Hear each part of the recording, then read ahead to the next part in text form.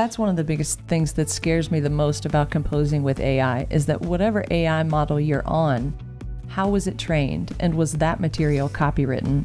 And was there any kind of permission for that to happen? And you as the end user don't know. So true. I mean, there's so much going on with AI voices right now that, yes, there are a lot of voice actors that are submitting their voices for this kind of thing, but there are a lot who haven't, who found their voices in places they shouldn't be. So just having the gall to just, steal it it seems to be everywhere for any kind of creativity, which really can be very alarming.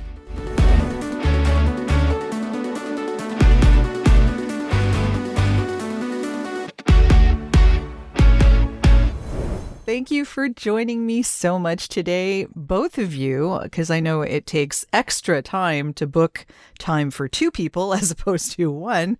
So I appreciate you taking the time. Thanks for being here. Thanks for having us. We're excited to be here.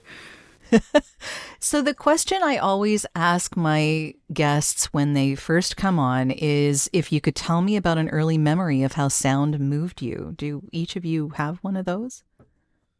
For sure. Do you want to go first or do you want me to go? Yeah, I'll go. Yeah, for sure. It's kind of a combination of sound and what I saw during that sound that moved me. But I remember very distinctly, I was in elementary school attending my older sister's first band concert. So she was playing the flute and I had heard all of these songs being practiced at home, and we were all musicians taking piano lessons and stuff. So that wasn't out of the ordinary for us. But coming in and hearing that band play for the first time and seeing her band director, who was, her name was Melissa Betts. She was wearing, very proper and wearing a black suit. And I thought, I want to make that sound in this environment with those kind of people. Like, I want to be a band director. And that's what I did for a really long time. That's great. Yeah. How about you? So I can think of multiple examples, but probably like the most influential thing that kind of wound up shaping my life in a way was just I had played guitar, but I mostly played in church and didn't really love it. And then I went to my very first guitar lesson and because I was getting taught by our school teacher, I think at the time, and I would play in church because I wanted to play guitar. But then my guitar teacher showed me how to play, and I just had a small nylon string guitar like you might have as a beginning guitar. And my guitar teacher showed me how to play the 3 chords for Wild Thing, and that was it. It was I got hit by lightning, and just and I could do it, and it was G, E, D, and A, and I could do it pretty quickly. And I can remember showing my mom on the way home, and then I probably played Wild Thing for 3, 4, 5, 6 hours, the rest of that day, and probably the rest of that week until I could get the next thing. Your parents must have loved that. Oh, I'm sure they did. Yeah. Oh, boy. There was a lot to follow. Yeah. Well, it sounds like both of your experiences had a lot to do with teaching, and then both of you went into teaching. Is that correct? Mm-hmm. So how did that happen? I like I said, I went into teaching. That's honestly what I was told I would do since I was a kid. So I taught for almost 20 years, and we actually met in a band, and once we were kind of together, there was this whole what are we going to do now? Can we just make money making music or through music and not have to work any kind of a corporate job? And so I actually helped Matt answer an ad on Craigslist for a guitar teacher that did not mention any certification. So I was like, oh, maybe this will be an okay thing. So he starts working for this guy who sends guitar teachers into schools. And the next school year, I think, Chuck called you and said he wanted to hire Matt to teach music technology and guitar at this school. And so you interviewed first Yeah. at the school. And during the interview, the principal asked him if he knew anybody that was certified to teach band and choir. And he's like, well, yeah, actually, I do. Oh, wow. The perfect combo. So we became the music department and taught together for 9 years. Wow, that's fantastic. So when was that exactly? What was the years? We were there 2010 through 2020. Yeah. Okay. We Because I'm just wondering, like, what happened? I guess 2020 is when COVID happened, so everything just shut down. Is that what happened? Sort of. Matt had already been licensing his own band into some TV shows before that. And in January of 2020, we told our principal that we were going to retire at the end of that school year. And it's funny, he said, don't tell the kids yet. We have to get them to sign up for next year's classes first before you tell them you won't be the music teacher. Oh, man, I hope none of them hear all this, but I'm sure they will. It's just fine. They know. They have all got kids now. They're old. That was 5 years ago. They're graduating from college. Wow. So we got really lucky, actually, that we were already planning to transition out of education and into music licensing. And Yeah, it was like 2 months before, it was January, and we kind of knew already. But then, and it's weird, I always kind of think of South by Southwest as like the day that everything kind of shut down in a weird way, just because, in January, nobody had really heard COVID yet. And then like March, early March, it was like, are we doing this? Are we not? And then South by Southwest, for musicians at least, and at least for like some, I was like, that was kind of like the final day where they were like, we're not doing the conference. Nobody's going. Everybody's home from now on. Yeah. I don't know. It was an interesting time. I recall actually going to Podfest in Florida, in Orlando. Right. I think it was, when was it? It was March. I believe it was March at the time. And it was a 2,000 person conference. And while we were there, we were all like, oh, I guess we're not supposed to shake hands. We just touch elbows, like everybody was like happy. They were like, oh, this will pass in 2 weeks, right? Yeah. So I got home on March 10th. And where I was in Ontario, they shut down everything March 14th.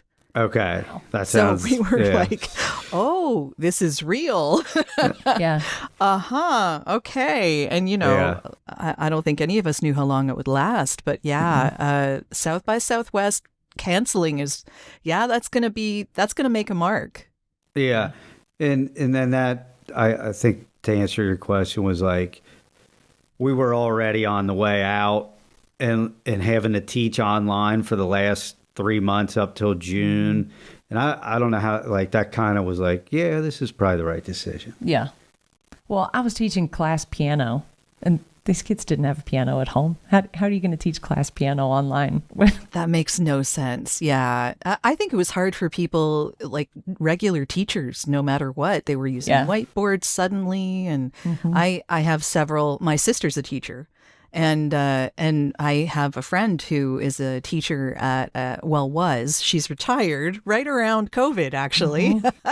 But she used to teach at a Catholic school, and they had to all of a sudden learn whiteboards and all of the technology and Zoom and everything. Like all of a sudden, they didn't really have much lead up to it. It was just, you got to learn this, and then everyone's online. And it just got really confusing for everybody all around, I think. Yeah.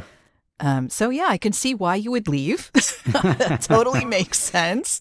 So what did you end up doing? The music licensing has now become a thing for you, obviously. So are you also composing? Obviously you were doing that before. Licensing is a really interesting area of music composition. So how did you get into that part?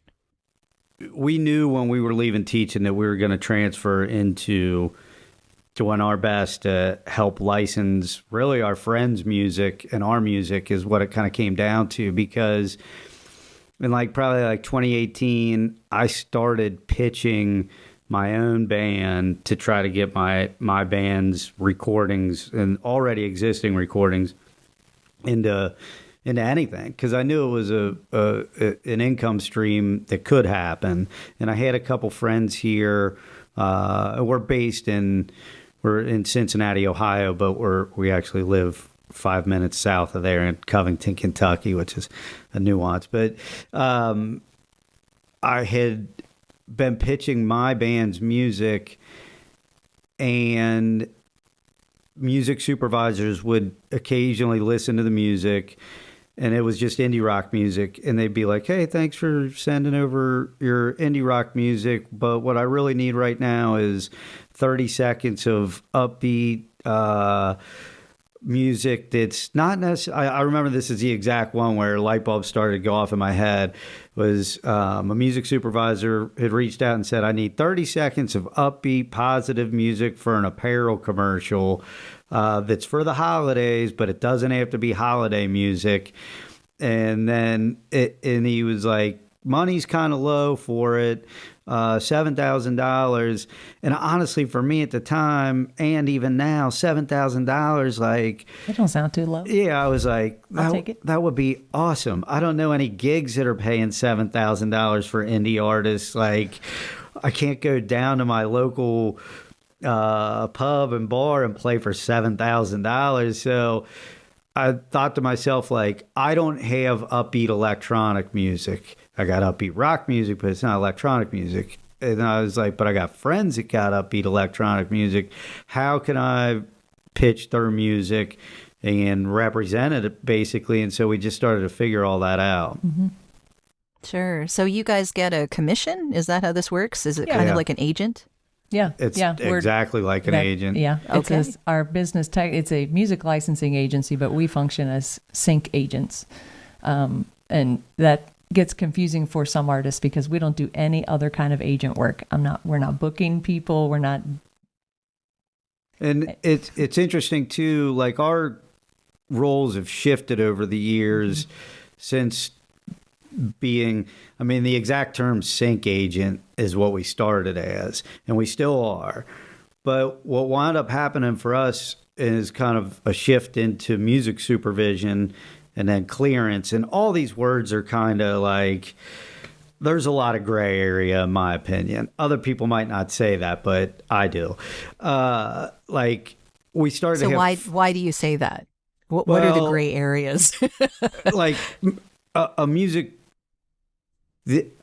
I don't know that there's great organizations like the Guild of Music Supervisors, and there's a lot of education to be had there. And like, you can learn, in my opinion, pretty much all this stuff on YouTube by just watching things and listening to things. But like, our role started to shift a little bit because filmmakers and advertising agencies and creatives of all kinds started to call us and go like, you know how to license music, right? And we'd be like, I think so. And it's different every day. I mean, there's always something different to do. And so people started to contact us and say like, hey, can you license this famous song for us, or this popular song for this ad that we want to be in, or can you license this for my independent film? And so that's kind of more the role of a music supervisor, where like you have like the director of said project, could be an ad, could be a film, could be a video game, could be a podcast, call us and go, can you license a song? And then we go figure out who owns the song, and then get quotes from the publisher, record labels, writers, whoever it is that might own the song. Negotiate fees and facilitate signatures and make a license come to fruition. I think maybe by gray area, you mean that it's like, for us, the job is shifting, although those are kind of three distinct areas. One, a sync agent that represents a catalog of music for licensing, a music supervisor who can contact sync agents to find music and make playlists for a director, and then a clearance specialist, which is what we're doing, like one-offs for ad agencies who will come in, like who will say, I want this specific song. There's no searching involved. Will you just get me the rights for that? And a music supervisor will use the skills of both other things at the same time. And so I don't know any really people that are working in our part of the industry that are not doing a little bit of all three of those jobs in some way or another. I think your question's great, like about the gray area, because really the gray area is more in like the job title than it is the duties. Like when we license a song, there's no gray area. Like everything's buttoned up, and we have all the paperwork and the ownership things, and everybody hopefully is happy. But in the roles, I feel like there's gray area. Mm-hmm. Hello, I'm Connor Moore with Seymour Sound, and you're listening to the Audio Branding Podcast. This is a great place to learn about how powerful sound can be for your brand. If you want to understand how to harness that power, keep listening. So when you're an agent, then obviously there's a percentage that you take from the artist for placing that music, right? Yep. So then if you are sync licensing, how do you guys get paid? I'm curious because I don't understand it. Yeah. So for clearance, let's say an ad agency wants to clear one song for their spot. There's a fee to search and get for the copyright research and to get a quote. And then if that quote is anywhere near their budget, then there's an additional fee to bring that over the finish line for them to do the negotiating. And sometimes that's a percentage of the final price, and sometimes that's a flat fee on the top. Everything's negotiable. We just want to work with people. That makes a lot of sense. Yeah. Yeah. So what are you finding as far as new artists are concerned? Because I know we're in the age of AI right now. And that's kind of the elephant in the room, isn't it? I mean, yes, it is. Now people can supposedly make, I guess, short pieces for independent film or ads or whatever with the press of a button. Like, I don't think that's something they should be doing, but you know, so it's a possibility. Yeah. So what do you guys do to combat that, to make sure that you are still able to help the people that you help? Yeah, there's several steps that we take. First, I'm always trying to keep up on what the actual copyright law is for AI. There are several bills that are in committee right now, so everything on that different for is each up in the state, air. right? Yeah. Yeah. Well, and now there was an executive order that says states can't Made defend it federal. those. So who knows? Who knows what it is? So as educators, that's not a bone that you can, a habit that you can just turn off, right? So I'm constantly trying to educate filmmakers in particular about those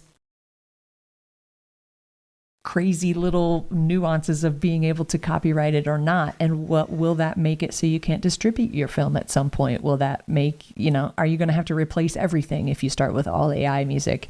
That's a valid concern. Yeah, totally. As far as the artist side, our tagline is authentic, affordable, one stop. And so we don't take on an artist that's all AI. I think AI can be a really great brainstorming tool. And if you want a little help on what to write next, that's a great place to start. But we tell artists all the time, just make good music and we will try to put it somewhere for you. But your job as the artist is to just make great music. Yeah.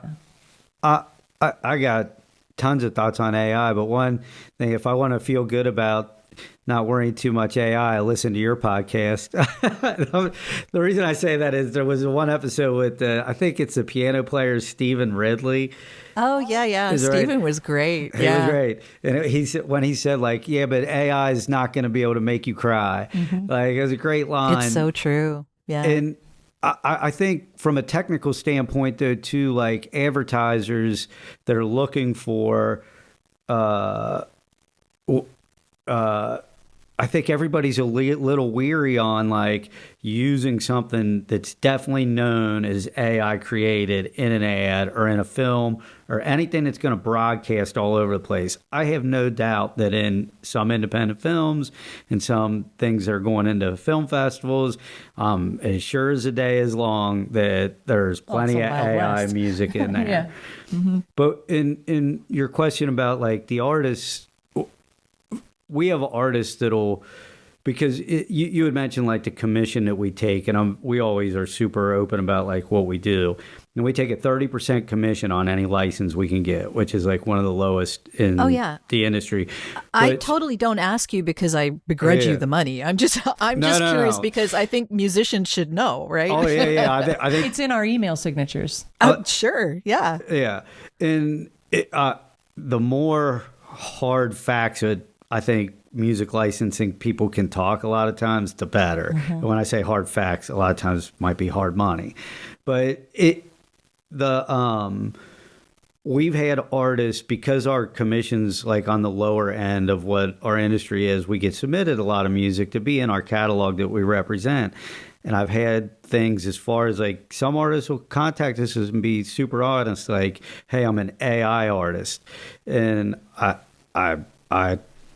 I don't want to be like, hey, AI is a bad thing, we're not going to do it. And I've only talked to one person, but when that artist contacted me and he's like, I'm an AI artist, I was like, I definitely want to have a conversation because I want to know what is going on there. And we had a great conversation, and it was somebody from our town. He's like, yeah, I'm doing a performance at our library in like a couple of weeks. Like, you want to come check it out?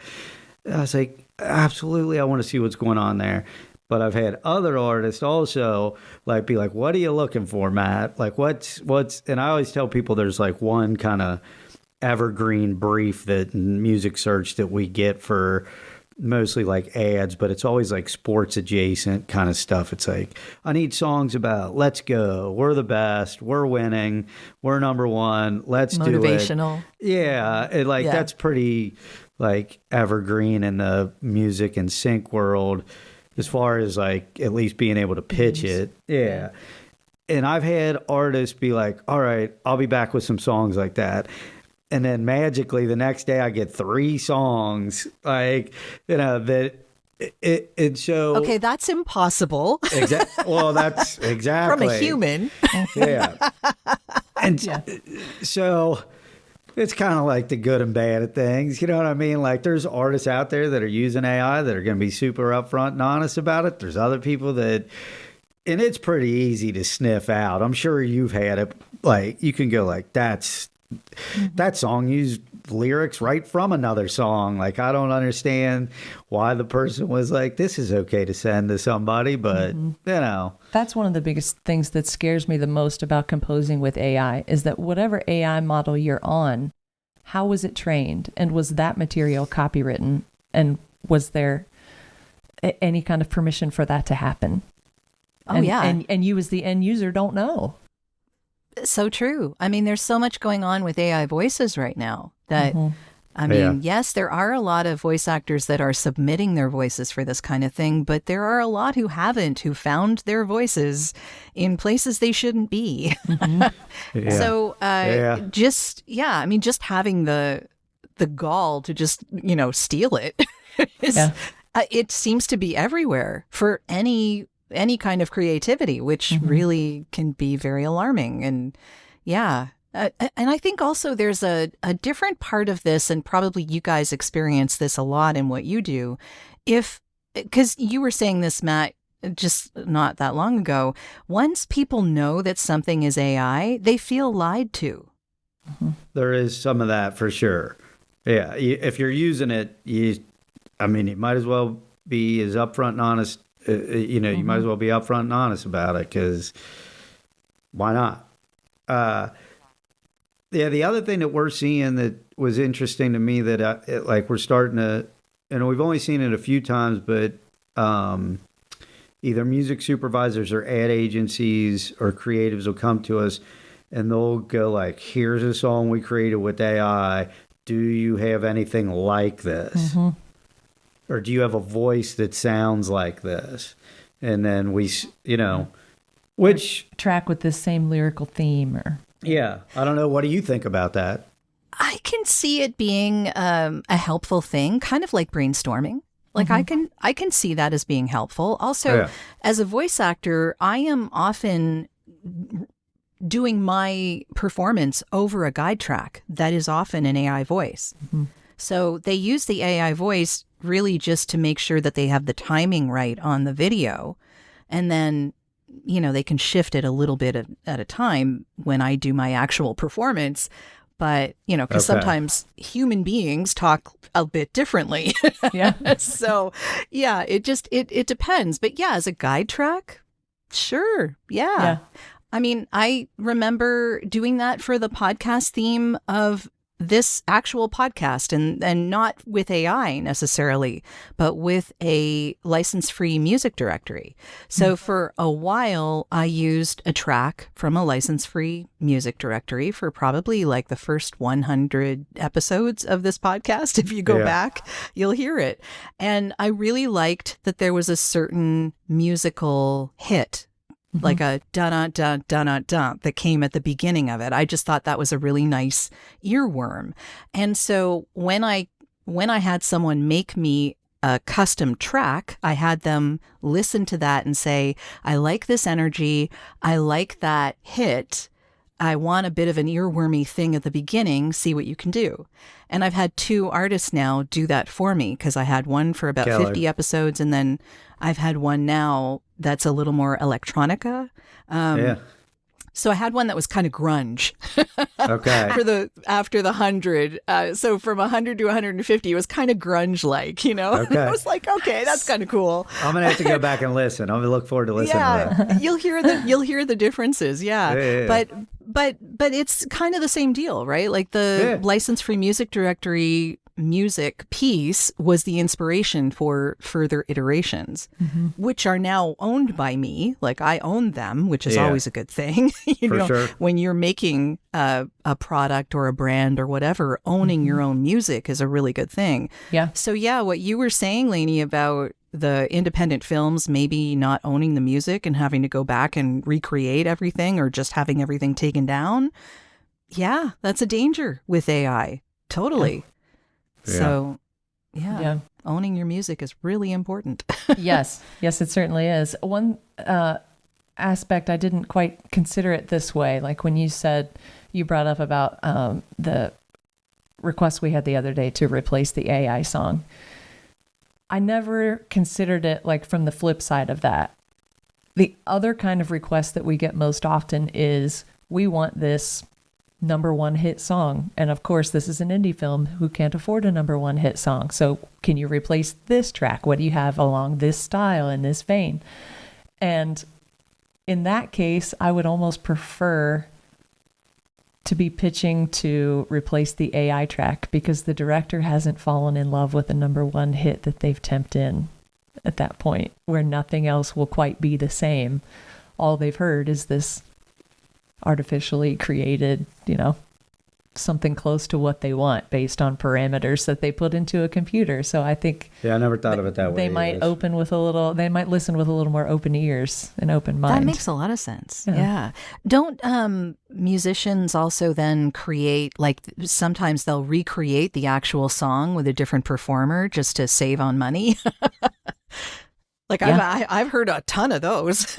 So yeah, people are doing that. What, do you mean cover songs? Like for sure. Yeah, because it's the performance and the writing, right? Like there's two things. That can drastically affect your bottom line. Like my cover of a Beatles song is not as expensive as the original recording. Exactly. But the publishing is going to be the same, whether you use the original or whether you use a cover. Yeah. True. Yeah. Mm-hmm. Yeah. And they still have to approve it too. So true. Sometimes if you're going to do a cover song and somebody wants that for a film or an ad, and if you're going to pay for it, you should make sure that the publisher approves it already so that you don't spend the money. And some publishers will have a list of masters that they'll allow you to license. A list of other covers. Okay. Chances interesting business. It is. It's weird because these days I I've heard music supervisors say this, and I've heard catalog holders say this before, where they're exaggerating a little bit, but not that much, where they're like, I have 5 of every song you can already think of. Like, so there's so many covers that are already out there that chances are, like, if we're working on a film and we need a cover song, my first thought doesn't go, hey, let's get somebody to record that. My first thought goes, I'm going to send an email to every catalog holder that we know to see what they already have of that.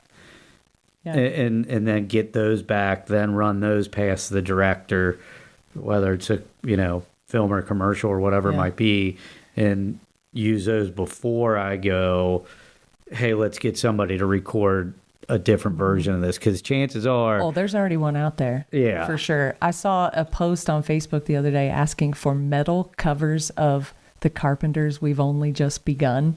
Oh, and I bet someone's done it, though. I just scrolled on by because I surely. thought, we don't have it. Nobody's got that. It'll be fine. I scrolled past it an hour later, and there were 10 people. Hey, just sent you one. I've got one. We've got it. All these other companies like ours, like... They've done metal versions of Golden now. Like, yeah. I mean, like the... It's great. Yeah, like it's crazy. It's crazy. And human creativity is boundless. Yeah. It sure is. Yeah. Well, that's the end of this episode. Thanks for listening. And if you like what you heard, why not tell a friend about this podcast? It's available in all the usual locations. Until next time.